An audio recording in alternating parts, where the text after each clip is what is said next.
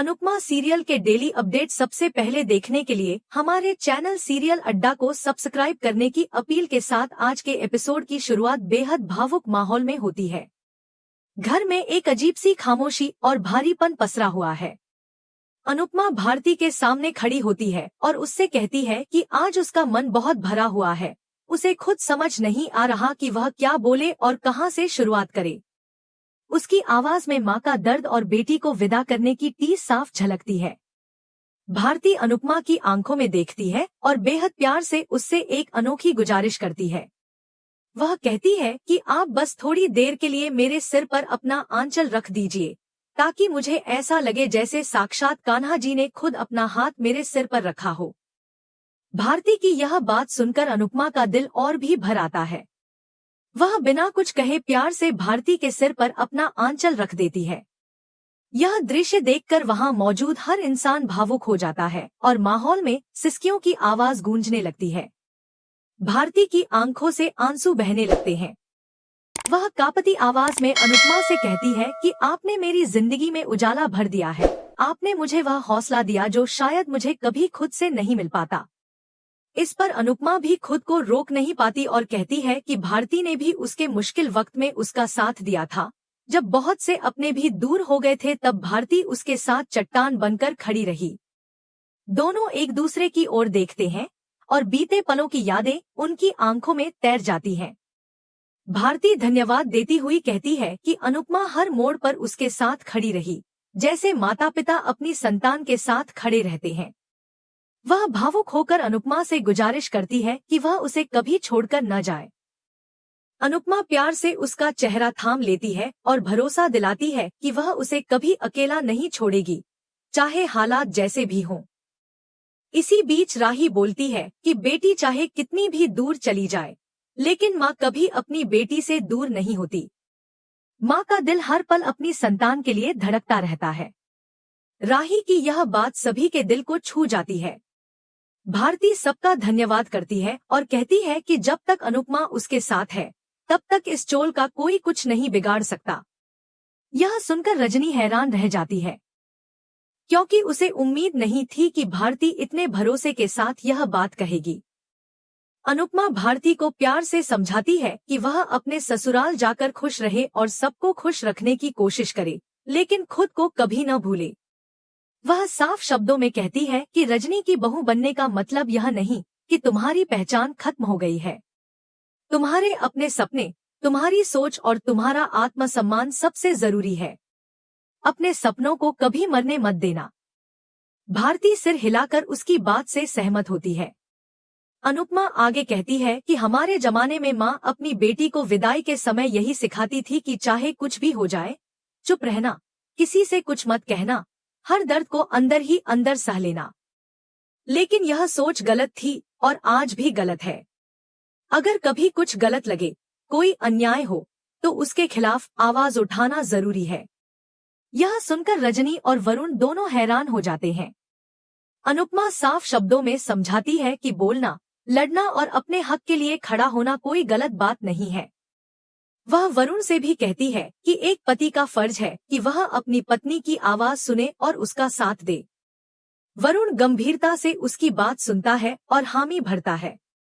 अनुपमा वरुण और भारती दोनों को समझाती है कि जीवन साथी के सामने अपनी कमजोरियां, डर और गलतियां खुलकर शेयर करनी चाहिए, ताकि जब कभी जिंदगी में कमजोर पड़ो तो वही जीवन साथी तुम्हारी सबसे बड़ी ताकत बन सके। दोनों ध्यान से अनुपमा की हर बात सुनते हैं। इसके बाद अनुपमा हंसते हुए वरुण को चेतावनी देती है कि भारती को कभी रोने मत देना, वरना मेरा गुस्सा तुम भी जानते हो। वरुण मुस्कुराते हुए हामी भर देता है और भरोसा दिलाता है कि वह हमेशा भारती का ख्याल रखेगा। फिर अनुपमा रजनी की ओर मुड़ती है और कहती है कि मेरी बेटी को अपनी बेटी समझकर रखना, उसे प्यार देना और सम्मान देना। रजनी थोड़ी भावुक होकर कहती है कि वह शायद अनुपमा जैसी मां न बन पाए, लेकिन एक अच्छी मां बनने की पूरी कोशिश जरूर करेगी। यह सुनकर माहौल थोड़ा हल्का हो जाता है। इसी बीच प्रेरणा खुश होकर भारती से गले मिलती है और कहती है कि उसका भाई दिल का बुरा नहीं है, बस वह गलत लोगों के बहकावे में आ जाता है। यह बात सुनकर राही हैरान रह जाती है। प्रेरणा भारती को शादी की बधाई देती है और अलविदा कहती है।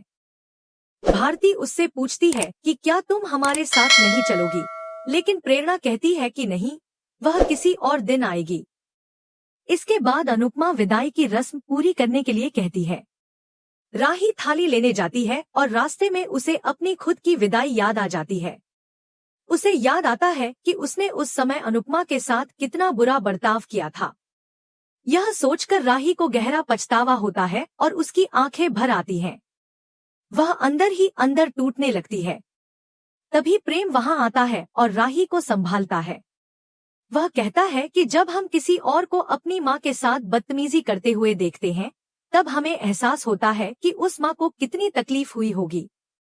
राही कहती है कि बेटी तो जिंदगी में एक बार विदा होती है, लेकिन माँ को अपनी हर बेटी को विदा करना पड़ता है। हम सभी ने माँ को हमेशा दर्द ही दिया है। प्रेम और राही दोनों अनुपमा के दर्द को समझते हैं। राही कहती है कि जब विदाई में माँ का हाथ छूटता है, तब दुनिया की कोई भी लड़की रोए बिना नहीं रह सकती। तभी अनुपमा वहां आ जाती है और राही बिना कुछ कहे उसके गले लग जाती है। प्रेम प्यार से उनकी नजर उतारता है। दूसरी ओर रजनी प्रेरणा से सवाल करती है कि जब उसका खुद का घर है तो वह होटल में क्यों रह रही है। प्रेरणा गुस्से में कहती है कि उसे होटल में रहने से अच्छा इस चोल में शिफ्ट हो जाना चाहिए, ताकि वह खुद देख सके कि रजनी इस चोल को बचाने का वादा कैसे निभाती है। रजनी गुस्से में कहती है कि बकवास बंद करो और घर चलने में तुम्हें क्या प्रॉब्लम है। इस पर प्रेरणा कहती है कि वह घर उसके लिए पिंजरा है। इतना कहकर वह गुस्से में वहां से चली जाती है। दोस्तों, आपके प्यार और सपोर्ट से हमारा चैनल अब एक परिवार बन चुका है और हम अपने अगले बड़े मुकाम से बस कुछ ही कदम दूर हैं।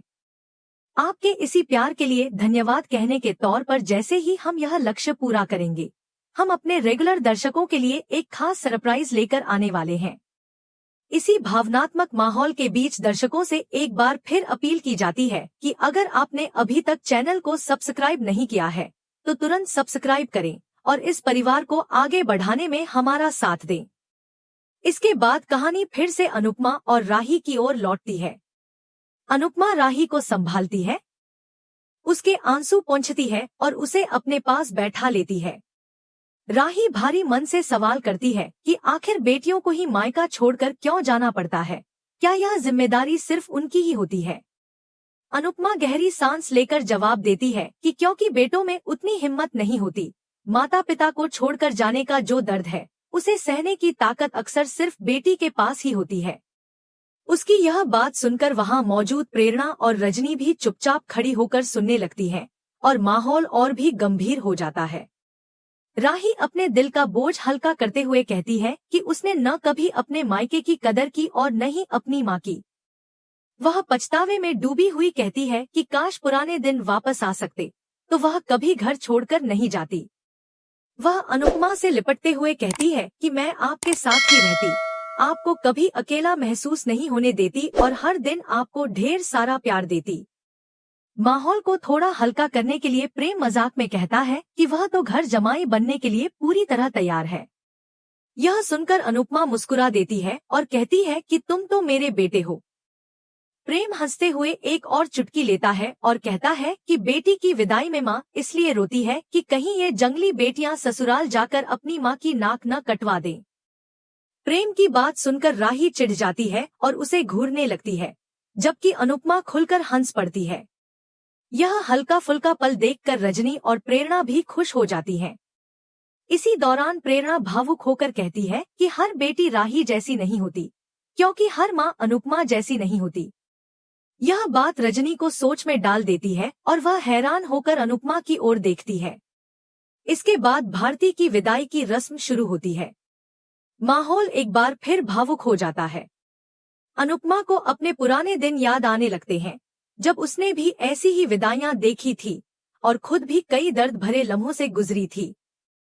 भारती, अनुपमा और जसप्रीत एक दूसरे से गले मिलती हैं और तीनों की आंखों से आंसू बहने लगते हैं। भारती विदाई की रस्में निभाती है, लेकिन तभी अनुपमा सबको रोक देती है। वह कहती है कि रोना बहुत हो गया, अब भारती को खुशी खुशी विदा करना चाहिए। वह सबको समझाती है कि भारती अपनी जिंदगी की एक नई शुरुआत करने जा रही है, इसलिए उसे आंसुओं के साथ नहीं बल्कि मुस्कान, हंसी और डांस के साथ विदा करना चाहिए। अनुपमा की बात सभी को पसंद आती है और माहौल बदलने लगता है। संगीत बजता है और सभी लोग डांस करने लगते हैं। भारती भी मुस्कुराते हुए सबके साथ डांस करती है। हंसी, तालियों और खुशी के बीच भारती की विदाई होती है। सभी लोग एक साथ उसकी नजर उतारते हैं और उसे ढेरों आशीर्वाद देते हैं। इस दौरान रजनी मन ही मन सोचती है कि अनुपमा ने उसे दहेज में वह सब दे दिया है जिसकी उसे सबसे ज्यादा जरूरत थी, यानी संस्कार, समझदारी और सच्चाई। भारती के जाने के बाद अनुपमा का मन भारी हो जाता है। वह खुद को संभालने की कोशिश करती है और वहां से जाने लगती है। तभी अचानक लाइट्स झपकने लगती हैं। अनुपमा घबरा जाती है और उसके मन में अजीब से ख्याल आने लगते हैं। वह खुद से कहती है कि सब कुछ ठीक हुआ है, फिर उसे गलत क्यों सोचना चाहिए। दूसरी तरफ रजनी रास्ते में कुछ कागजात देखती है और मन ही मन सोचती है कि अनुपमा को उसकी अच्छाई की बहुत बड़ी कीमत चुकानी पड़ेगी। वहीं दूसरी ओर प्रेरणा जसप्रीत के पास आती है। जसप्रीत भारती की चुन्नी अपने हाथ में लेकर उसे याद करती है और भावुक होकर कहती है कि यह चुन्नी अब उसके लिए बहुत कीमती हो गई है। प्रेरणा उसे समझाती है कि कीमत चुन्नी की नहीं, बल्कि उससे जुड़ी यादों की होती है। इसके बाद प्रेरणा एक सवाल करती है कि क्या वह भारती की जगह ले सकती है, क्या वह इस घर में रह सकती है। वह कहती है कि उसे इस घर में अपनापन महसूस होता है और वह किराया देने के लिए भी तैयार है। जसप्रीत थोड़ी देर सोचती है और फिर प्रेरणा को रहने की इजाजत दे देती है। तभी अनुपमा वहां आ जाती है और प्रेरणा से कहती है कि उसे अपने घर जाना चाहिए, लेकिन प्रेरणा साफ मना कर देती है। कुछ सोचने के बाद अनुपमा भी उसे वहीं रुकने की अनुमति दे देती है। यह सुनकर प्रेरणा बहुत खुश हो जाती है और अपना सामान लाने चली जाती है। यह सब राही देख लेती है। राही अनुपमा को सावधान करते हुए कहती है कि उसने भी देखा है कि प्रेरणा रजनी मासी के साथ कैसा बर्ताव करती है। अनुपमा थकी हुई आवाज में कहती है कि वह बहुत थक गई है और इस बारे में बाद में बात करेंगे। एपिसोड खत्म होने से पहले एक बार फिर दर्शकों से कहा जाता है कि जल्दी से चैनल को सब्सक्राइब कर लीजिए, ताकि नए एपिसोड की हर लेटेस्ट अपडेट सबसे पहले आपको मिल सके। इसके बाद कहानी एक और मोड़ लेती है, जहां पाखी ईशानी को संभालती है और उसे समझाती है कि अच्छे और बुरे का फर्क समझना सीखना जरूरी है। ईशानी पछताते हुए कहती है कि उसे अनुपमा की बात सुननी चाहिए थी। वह कहती है कि वह तो बच गई, लेकिन न जाने कितनी लड़कियां गलत लोगों के चंगुल में फंस जाती हैं। पाखी ईशानी को हिम्मत देती है और उसे बहुत बड़ी स्टार बनने का सपना देखने के लिए प्रेरित करती है। इसी बीच चोल के लोग गुस्से में अनुपमा के खिलाफ नारे लगाते हुए आते हैं और उस पर धोखा देने का आरोप लगाते हैं। तभी अनुपमा इस डरावने दृश्य से बाहर निकलती है और समझ जाती है कि यह सब उसका सपना था। वह घबराकर उठ जाती है। इसी के साथ एपिसोड खत्म हो जाता है। अगले एपिसोड की झलक में दिखाया जाता है कि अनुपमा अहमदाबाद आती है, जहां अंश और किंजल उसका स्वागत करते हैं। इसके बाद पाखी दिवाकर को घर लेकर आती है और अनुपमा दिवाकर पर गुस्सा करती है। तभी पाखी अनुपमा को धक्का देती है और कहती है कि दिवाकर उसका होने वाला पति है। यह सुनकर अनुपमा पूरी तरह हैरान रह जाती है। आज का एपिसोड आपको कैसा लगा, हमें कमेंट में जरूर बताइए और ऐसे ही डेली अपडेट्स के लिए वीडियो को लाइक करें और चैनल सीरियल अड्डा को सब्सक्राइब करना न भूलें।